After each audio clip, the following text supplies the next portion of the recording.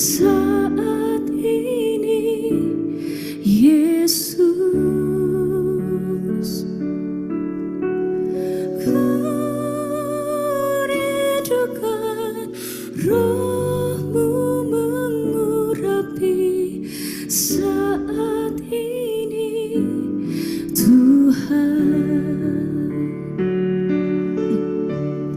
Ku rindukan Kau hadir di sini saat ini, Yesus.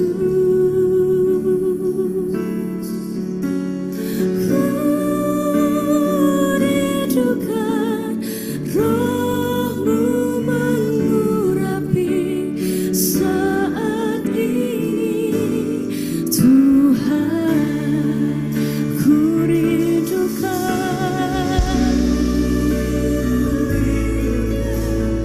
Kau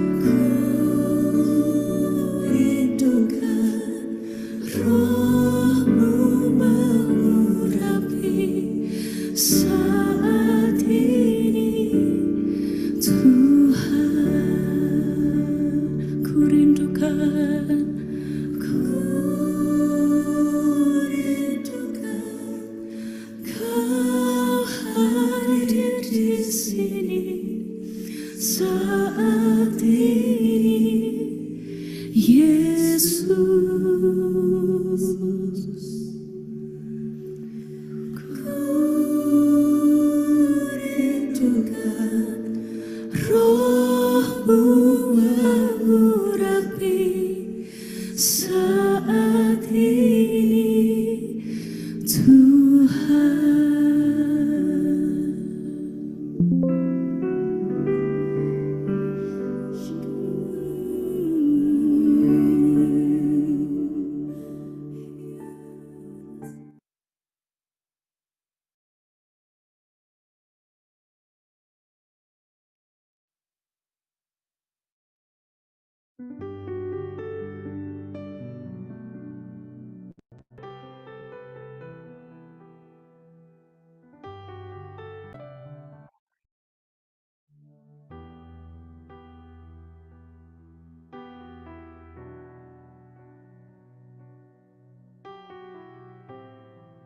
Hati kami rindu, hati kami siap.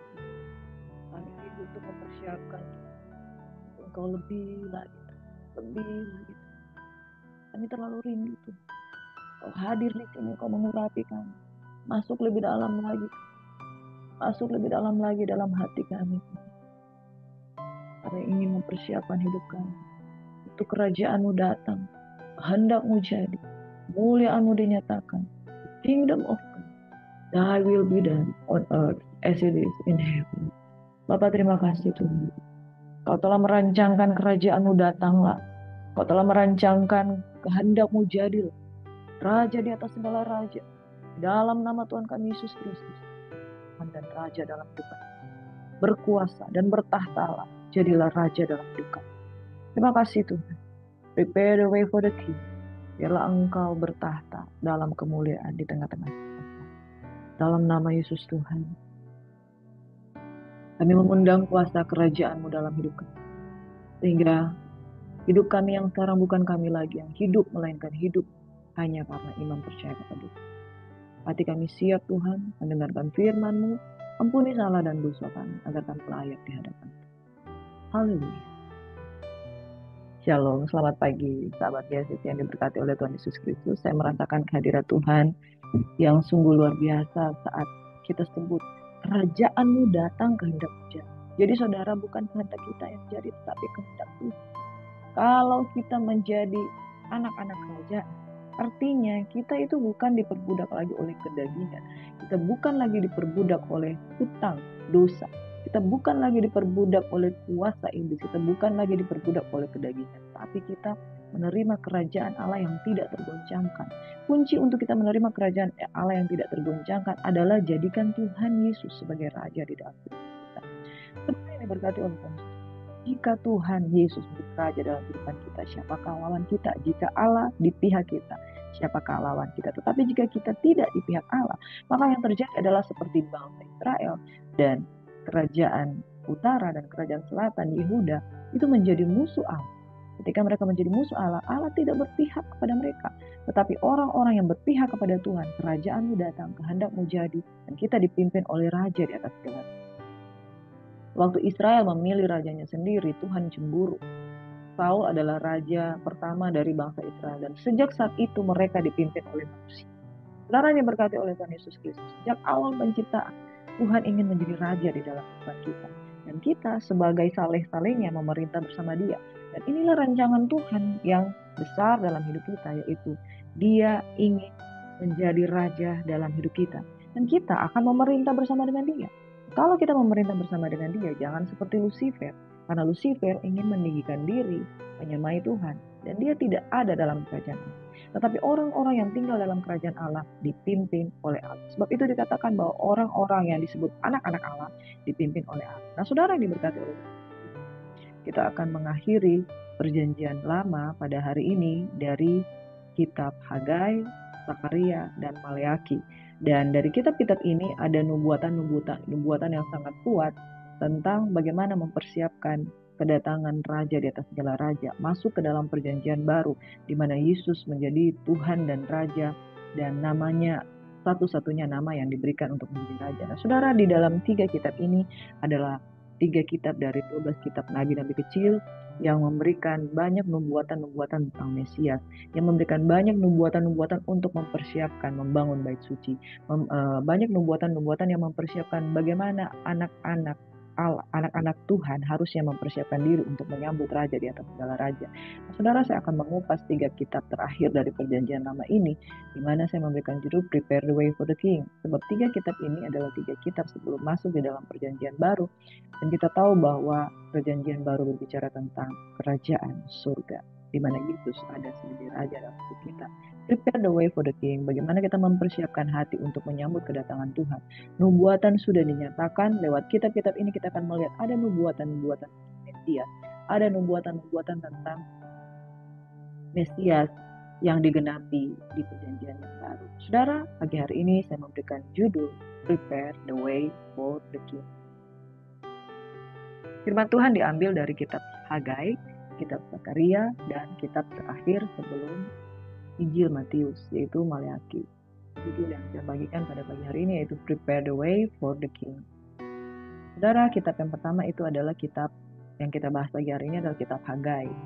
Yaitu Hagai adalah nabi yang memimpin pembangunan bait suci yang kedua. Saudara, kota terpenting dari Nabi Hagai ialah dia memimpin bangsa Israel itu menyelesaikan bait suci yang kedua. Bait suci sesudah mereka keluar dari pembuangan. Saudara, sebagian orang yang lain itu masih ada di pembuangan. Dan Nabi Hagai ini adalah nabi yang memimpin umat Israel menyelesaikan bait suci yang kedua. Dia adalah nabi pertama dari 3 nabi pembuangan yang ada di Babel. Jadi waktu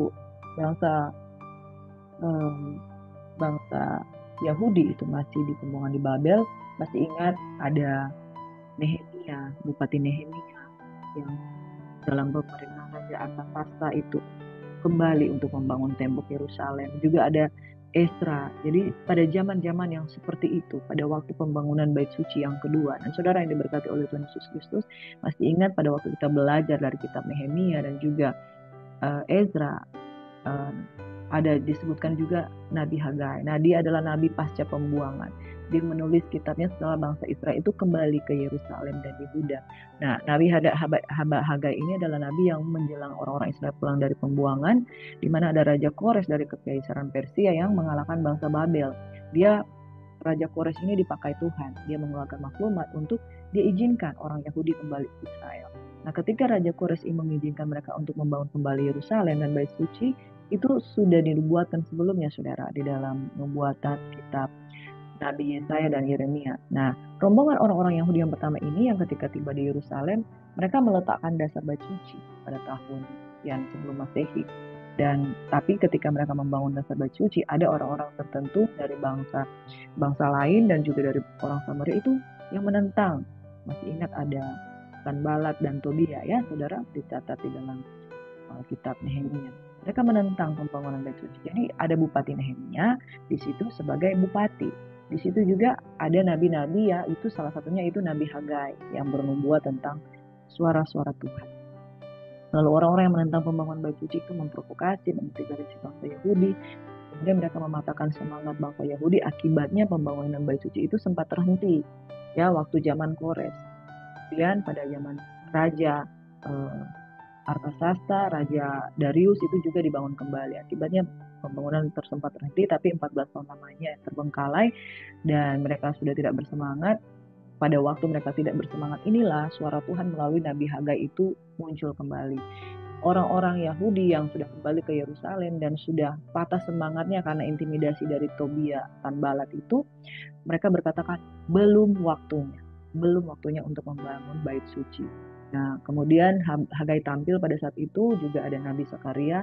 Mereka adalah 2 nabi yang mengobarkan kembali semangat bangsa Yahudi untuk meneruskan pembangunan bait suci kembali. Jadi saudara, itulah sekilas tentang Nabi Hagai dan juga berentetan dengan Nabi Zakaria adalah nabi yang dipakai Tuhan untuk mengobarkan kembali semangat orang-orang Yahudi yang sudah patah semangatnya ketika membangun bait suci pada zaman Ezra, pada zaman Bupati Nehemia, dan mereka kembali bersemangat pada pemerintahan raja yang selanjutnya.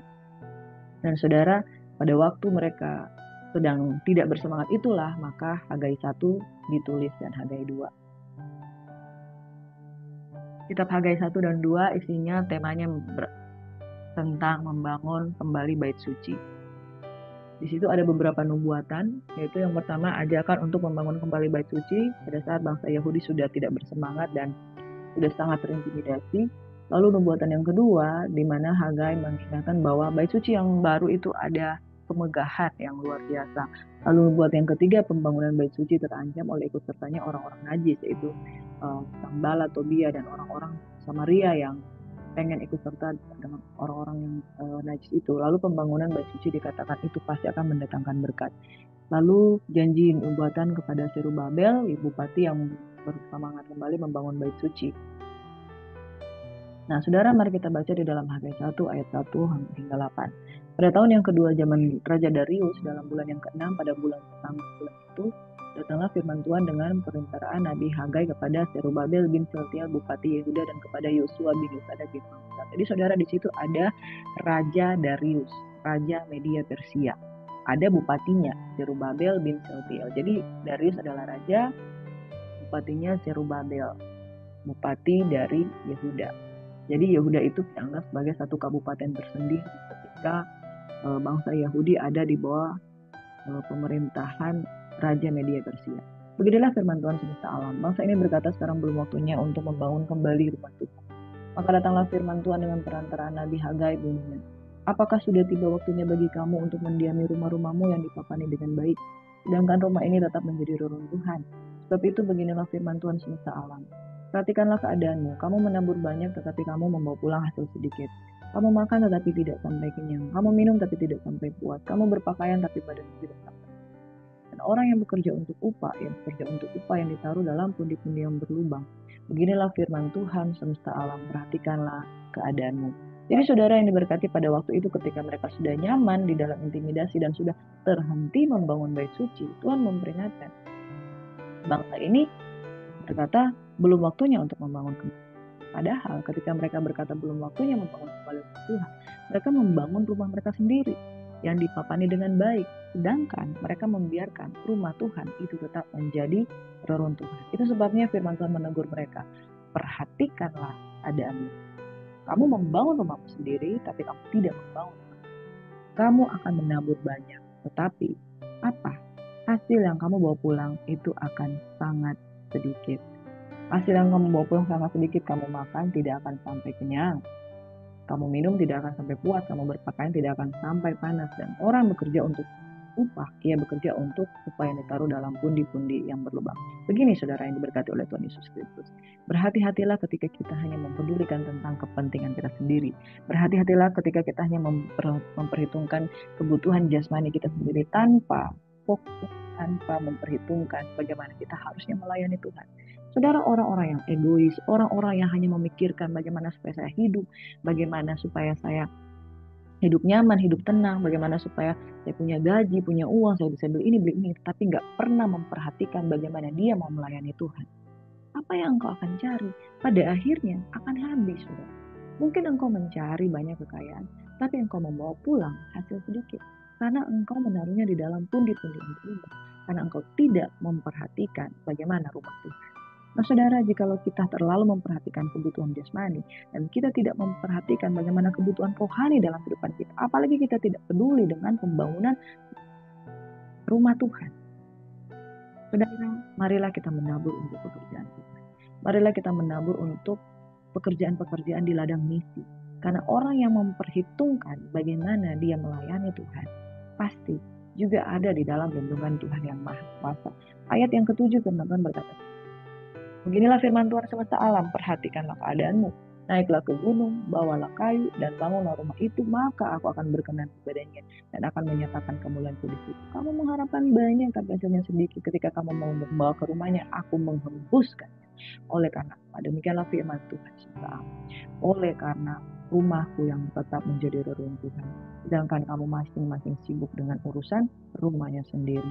Itulah sebabnya langit menahan embunnya, bumi menahan hasilnya. Aku memanggil kekeringan ke atas negeri, ke atas gunung, ke atas gandum, ke atas anggur, ke atas minyak, atas segala yang dihasilkan tanah, atas manusia dan hewan, dan atas segala usaha. Lalu Serubabel bin Sealtiel dan Yosua bin Yosadak, imam besar dan selebihnya dari bangsa itu, mendengarkan suara Tuhan Allah mereka, dan juga perkataan Nabi Hagai sesuai dengan apa yang disuruhkan kepadanya oleh Tuhan Allah mereka. Lalu takutlah bangsa itu kepada Tuhan. Nah saudaraku yang diberkati oleh Tuhan Yesus Kristus, ingat peringatan Tuhan bagi kita semua.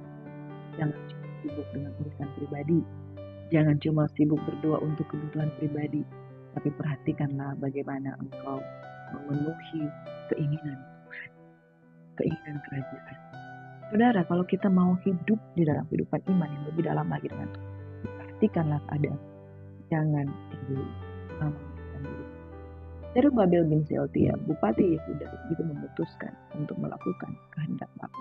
Dan bersama dengan Yosua bin Yosadak imam besar, dan selebihnya mereka mendengarkan suara. Hari ini ketika engkau mendengarkan suara Tuhan, jangan keraskan hatimu. Jangan sibuk dengan kepentingan sendiri. Tapi carilah Tuhan, maka akan hidup. Engkau akan melihat, bukan sekedar engkau akan melihat lumbung-lumbungmu diberkati oleh Tuhan, tetapi kehidupanmu ada di dalam pagar perlindungan daripada Tuhan. Saudara, orang yang fokus kepada kebutuhan jasmani, itu Tuhan mempedulikan engkau, tapi bukan berarti engkau melupakan. Amen. Peduli dengan Tuhan. Peduli dengan Tuhan sangat mengasihi. Saudara, kita masuk di dalam kitab yang berikutnya, yaitu kitab Zakaria. Nabi yang menubuatkan pengkhianatan tentang 30 keping perak. Nabi ini yang hidup pada zaman yang hampir sama dengan Nabi Hagai. Orang-orang yang dipakai oleh Tuhan secara luar biasa untuk mempersiapkan jalan bagi raja di atas segala raja. Dia menubuatkan banyak hal yang digenapi di dalam perjanjian yang baru. Tema dari kitab Zakaria ini ada dua. Yang pertama penyelesaian terakhir bait suci. Yang kedua nubuatan. Jadi dia ketika hidup dengan zaman yang sama dengan Nabi Hagai, saudara, dia juga bernubuatan tentang penyelesaian akhir bait suci. Tetapi pada kitabnya di pasal-pasal yang lain, dia banyak menceritakan tentang bagaimana Mesias yang digenapi di dalam perjanjian yang baru. Nah, kitab ini ditulis oleh Zakaria, dia hidup secara Hagai, latar belakang ekonominya sama, dan sangat jelas terlihat gagasan kerajaan Allah. Allah akan mendirikan kerajaan damainya melalui raja yang lemah lembut. Konsep kerajaan ini, Israel dan Yehuda akan mencapai kesejahteraan yang sempurna. Bait Allah dalam pandangan Zakaria bukan hanya pusat kehidupan dalam zaman yang baru, tapi juga standar bagi penyucian negeri. Secara kita melihat latar belakang kitab Zakaria ini berdasarkan waktu dan penanggalan itu mengenai penglihatan yang muncul antara 520 sampai 508 sebelum Masehi. Nubuatan yang kedua mengenai kedatangan Mesias. Jadi ini tentang penyelesaian terakhir bait suci dan nubuatan Mesias. Beberapa penggenapan dalam perjanjian baru, mari saudara kita baca di sini.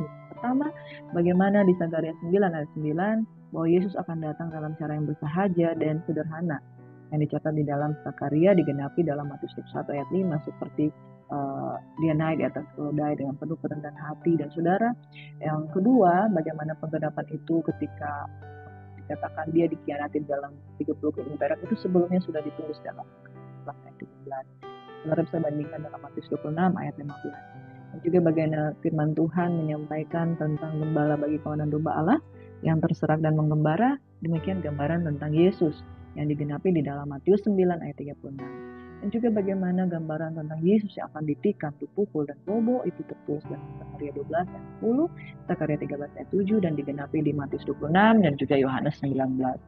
Kemudian penggambaran tentang Yesus yang akan datang kembali dalam kemuliaan dan membebaskan Israel dan musuh mereka itu tercatat di dalam Zakaria 14 dan digenapi di dalam Matius 24. Lalu gambaran tentang Yesus akan memerintah sebagai raja yang adil dan damai itu ada di Zakaria 9, Zakaria 14 dan digenapi di Roma 14 dan Wahyu 9. Kemudian tentang nubuatan bahwa dia akan mendirikan kerajaannya yang mulia atas segala bangsa semuanya ada di dalam Zakaria 14, lalu digenapi dalam Wahyu 11, Wahyu 21 dan Wahyu 22.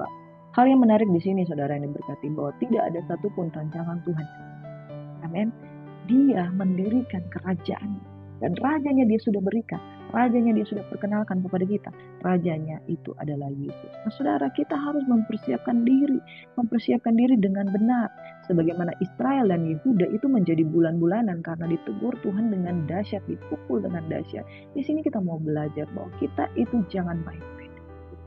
Bagaimana penyelesaian bait suci di dalam zaman Nabi Hagai dan Nabi Zakaria dan bait suci itu benar-benar diberikan.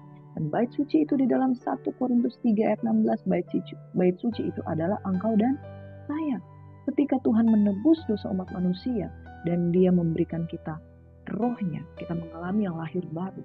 Tubuh kita menjadi bait suci. Saudara, sudahkah engkau menyambut kedatangan Raja di atas segala raja? Karena rohnya akan mendiami baitnya yang kudus. Makanya ketika pembangunan bait suci itu sudah selesai, saudara yang diberkati oleh Tuhan Yesus Kristus, maka Raja kemuliaan itu akan menempati. Demikian message pada hari ini yang saya persiapkan tubuhmu. Tubuhmu itu harus kudus, tubuhmu harus dibangun dengan cara yang berkenan kepada Tuhan, lahir baru. Dan ketika engkau mengalami lahir baru, hadirat Tuhan, Raja di atas segala raja, berkenan tinggal di baitnya yang kudus. Saudaraku yang diberkati oleh Tuhan Yesus Kristus, bagaimana nubuatan tentang Mesias, dia hadir sebagai Raja yang adil dan jaya, dia Raja yang lemah lembut dan rendah hati, tapi kemudian dijual oleh Yudas dengan 30 keping perak, tapi dia menggembalakan kawanan domba yang berserak-serak dengan damai dan adil. Nah, saudara yang diberkati, prinsip-prinsip kerajaan ini yang harus kita pelajari. Prepare the way for the king. Persiapkan jalan bagi Tuhan, yaitu dengan mempersiapkan baitnya yang kudus, baitnya yang suci, supaya Tuhan berkenan hadir dan tinggal di antara. Amin. Saudara, prepare the way for the king. Kitab yang terakhir yang kita belajar pada pagi hari ini, yaitu kitab terakhir dari Perjanjian Lama, itu Maleaki. Maleaki adalah kitab yang menuliskan pertama kali bahwa Tuhan membenci perceraian dan Tuhan tidak mau dipermainkan oleh imam-imam yang berpura-pura dengan mempersembahkan persembahan yang tidak berkenan kepada Tuhan. Tapi Tuhan mencari imam-imam yang hatinya lurus di hadapan Tuhan. Tuhan akan membuat perbedaan antara orang yang benar dan orang yang tidak sungguh-sungguh. Saudara, dalam kitab Maleaki itu temanya adalah menceritakan tentang besarnya kasih Allah. Itu sebabnya, saudara, Tuhan tidak menghendaki perceraian. Bukan saja perceraian rumah tangga jasmani, tetapi perceraian antara umat yang dia kasihi dengan Tuhan. Berkali-kali Tuhan menegur bangsa Israel ketika dia menyampaikan di dalam kitab Hosea, saudaraku, umatku binasa karena tidak mengenal Allah. Dan Tuhan memperkenalkan bangsa Israel sebagai bangsa yang suka berzina, suka meninggalkan Tuhan. Tuhan tidak menginginkan ada perzinahan rohani maupun jasmani. Tuhan tidak menginginkan adanya perceraian di dalam rumah tangga. Itu sebabnya pada pagi hari ini saya juga mengatakan, kalau kita mau mempersiapkan diri untuk kerajaan datang, kehendak menjadi di dalam kehidupan kita, kita ingat kasih Tuhan. Dan jangan ada perceraian jasmani, perceraian rohani. Ya, saudara, jaga rumah tangga kita, jaga juga hubungan kita dengan mempelai yang kudus, yaitu Yesus Kristus. Ingat, ketika Tuhan berbicara tentang kasih Tuhan, dia tidak menginginkan perceraian, dia tidak menginginkan perzinahan, dia tidak menginginkan perzinahan jasmani dan rohani, dia tidak menginginkan perceraian jasmani dan rohani. Dan dia menginginkan bahwa kita menjadi umat pilihannya yang menyambut hari kedatangannya. Kalau kita berzina secara rohani, kita tidak akan tahan dengan hari itu. Tapi kalau kita didapati setia, maka kita adalah mempelai-mempelai yang berbahagia, yang akan menyambut kedatangan Raja sebagai mempelai pria. Maleaki 3 ayat 2 dan 3 berkata, siapakah yang akan tahan akan hari kedatangannya, dan siapakah yang dapat tetap berdiri apabila ia menampakkan diri, sebab ia seperti api tukang pemurni logam, dan seperti sabun tukang pengasih. Ia akan datang seperti orang yang memurnikan dan mentahirkan perak, dan ia mentahirkan orang Lewi, menyucikan mereka seperti emas dan seperti perak, supaya mereka menjadi orang-orang yang mempersembahkan korban yang benar pada Tuhan. Ayat 16, beginilah berbicara satu sama lain orang-orang yang takut akan Tuhan. Tuhan memperhatikan dan mendengarnya. Semua kitab peringatan ditulis di hadapannya bagi orang-orang yang takut akan Tuhan dan bagi orang-orang yang menghormati nama. Mereka akan menjadi milik kesayangannya sendiri. Firman Tuhan semesta alam. Pada hari yang kusiapkan, aku akan mengasihani mereka sama seperti seorang menyayangi anaknya yang melayani dia. Maka kamu akan melihat kembali perbedaan antara orang benar dan orang fasik, antara orang beribadah kepada Allah dan orang yang tidak beribadah kepadanya.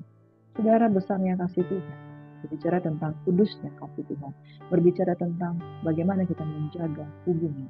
Dan ketika Tuhan berbicara melalui Nabi Maleaki, dia membenci perceraian dan dia memerintahkan engkau mengasihi istri masa mudamu. Itu berbicara tentang bagaimana kita mengasihi Tuhan dari kasih yang mula-mula dan jangan pernah menghina. Dan kita harus tahan pada hari kedatangannya. Dia akan memurnikan kita, saudara. Cinta itu berbicara tentang ketulusan. Cinta itu berbicara tentang pemurnian. Cinta itu berbicara tentang bagaimana satu pria untuk satu wanita, satu Tuhan untuk satu calon mempelai, yaitu kita sebagai milik. Tuhan katakan mereka akan menjadi milik kesayanganku sendiri. Firman Tuhan semesta alam, aku akan mengasihi mereka sama orang menyayangi anaknya dan melayani dia. Ingat saudara, Tuhan akan membuat perbedaan antara orang benar dan orang fasik, antara orang beribadah dan orang yang tidak beribadah.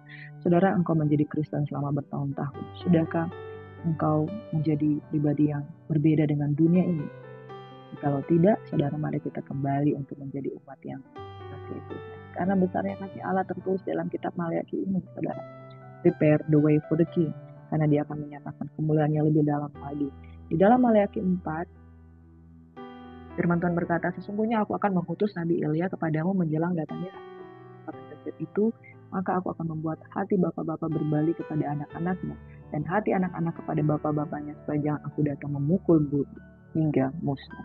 Sekarang diberkati ketika firman Tuhan disampaikan. Inilah ayat-ayat terakhir untuk masuk di dalam kitab perjanjian baru, Injil, Matius, Markus, Lukas, dan Yohanes. Tuhan mengatakan persiapkan jalan menuju. Dan ketika Nabi Yohanes itu datang dengan roh seperti Nabi Elia, dia mengatakan perkataan yang sama, prepare the way for the king. Tuhan akan mengutus Nabi Elia menjelang datangnya hari Tuhan yang besar dan dahsyat itu. Hari Tuhan akan menakutkan bagi orang yang tidak mengenal Yesus, tetapi hari Tuhan akan menjadi hari pernikahan, perkawinan anak domba ketika kita tinggal sebagai calon mempelai yang setia. Saudaraku yang diberkati oleh Tuhan Yesus Kristus, hari Tuhan itu akan datang, dan sudahkah engkau mempersiapkan diri untuk datangnya Raja? Bangun bait suci yang kudus dan persiapkan jalan bagi Tuhan. Dan kemudian saudara, menjelang hari Tuhan yang kian mendekat, Tuhan akan memurnikan dalam dapur perapian. 7 kali dimurnikan seperti perak yang teruji. Amin. Elijah is coming and will restore all things. Sesungguhnya Tuhan mengutus Nabi Elia menjelang datangnya hari Tuhan. Nabi Elia untuk mempersiapkan jalan bagi Tuhan, bertobatlah, sebab kerajaan yang datang kehendak menjadi. Mari saudara, persiapkan hati untuk menyambut kedatangan Tuhan. Persiapkan tubuhmu sebagai bait yang suci, kudus, tak bercacat celah, oleh karena Tuhan yang menyucikan engkau. Mari berdoa. Bapa di surga, biarlah seperti kitab Nabi Hagai yang mengingatkan kami jangan cuma sibuk untuk bangun rumah kami sendiri, tetapi biarlah kami juga membangun rumah Tuhan, memapanina dengan baik, dan mempersiapkan tubuh kami sebagai bait suci yang dipersiapkan di dalam kekudusan, yang dipersiapkan dalam menjauhi kejahatan.